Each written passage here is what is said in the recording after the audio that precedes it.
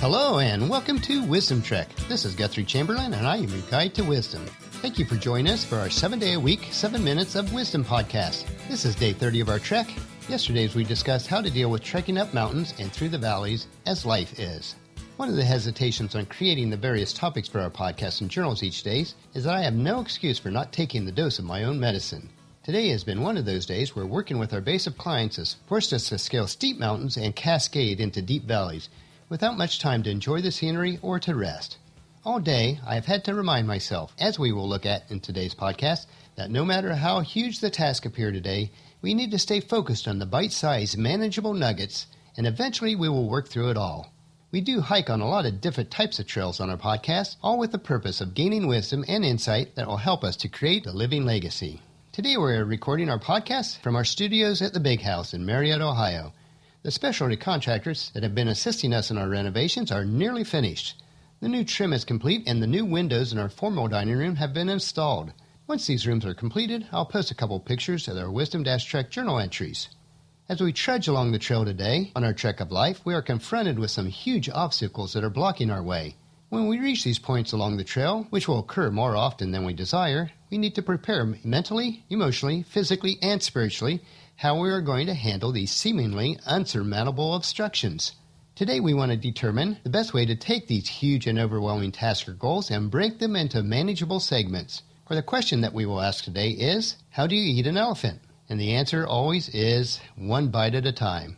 Let me assure you that no actual elephants were harmed during the creation of this podcast. Most of us have heard this saying probably many times, but that does not lessen its value.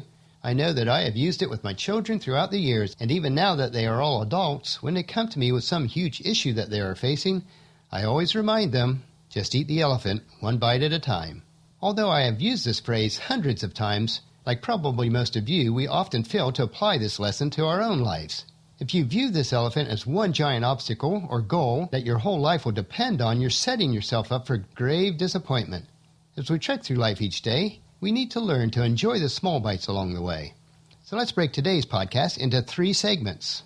Number 1, it's not just about the big goals or the huge obstacles. Many people make a major mistake of being entirely overwhelmed by a huge obstacle or focused on big goals. To keep with our hiking analogy, let's say your goal is to become a Colorado 14er, which is to hike all of the 53 Colorado summits that are 14,000 feet or higher. To look at this goal all at once would be a very big obstacle to overcome. But if you strategically plan out over the period of months or even years to accomplish this goal, one summit at a time, then it becomes doable. Now, if you plan to become a 14er in a matter of a few weeks or even months, then you'll probably be in for great disappointment.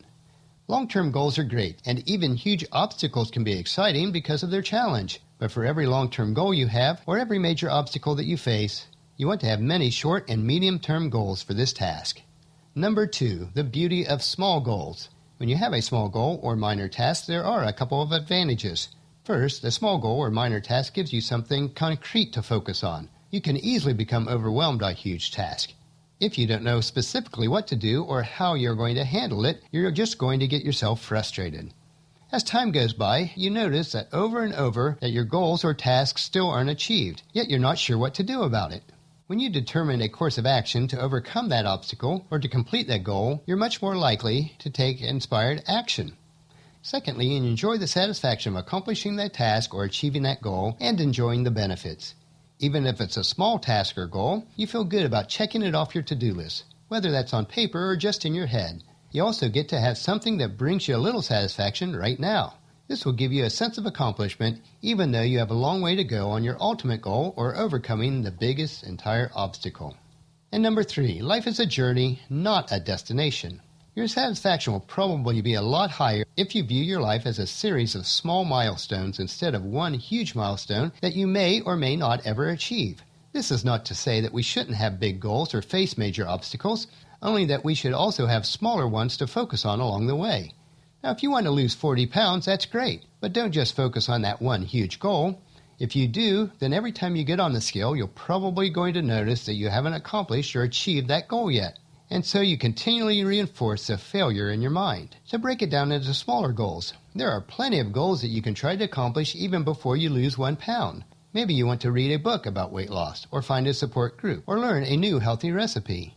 A series of small accomplishments will keep you on track and make you feel good about your life, whether or not you eventually go on to accomplish the ultimate goal. If you end up eating that whole elephant over time, well, that's wonderful.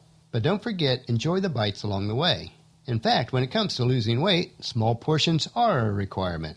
Now, I have to admit today, for me, was a bit overwhelming. With the business issues that I faced and the overall ramifications of the projects I'm working on, all I could see was that entire elephant in front of me.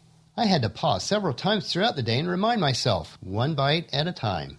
This also led me to a letter to the Church of Corinth that the Apostle Paul wrote when he faced some major obstacles. And this is in 1 Corinthians chapter 1, verses 8 through 11. We think you ought to know, dear brothers and sisters, about the trouble we went through in the province of Asia. We were crushed and overwhelmed beyond our ability to endure, and we thought we would never live through it. In fact, we expected to die. But as a result, we stopped relying on ourselves and learned to rely only on God who raises the dead.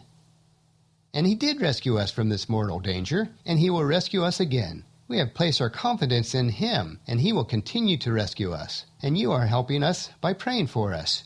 Then many people will give thanks because God has graciously answered so many prayers for our safety. So when you are faced with major obstacles or trying to accomplish huge goals, think about what Paul endured, and then draw your strength on the prayers from others and learn to rely on God. Well, that'll finish our podcast for today. If you've missed any of our previous podcasts, please check in at Wisdom Trek on iTunes, Stitcher, or wisdom-trek.com. And tomorrow we will learn about how thinking properly will allow us to grow wise. So please check into our camp tomorrow for another day of Wisdom Trek, creating a legacy.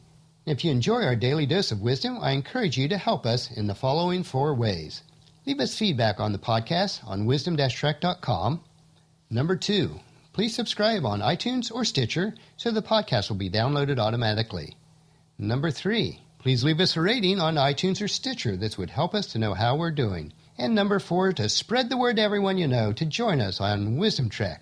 I thank you so much for this. And the journal for this podcast can be found at wisdom-trek.com, where we also have wisdom nuggets and free resources. As we take this trek together, let us always remember to live abundantly or fully, love unconditionally, listen intentionally, learn continuously, lend to others generously, lead with integrity, and leave a living legacy each day. This is Guthrie Chamberlain reminding you to keep moving forward, enjoy the journey, and to create a great day. See you tomorrow.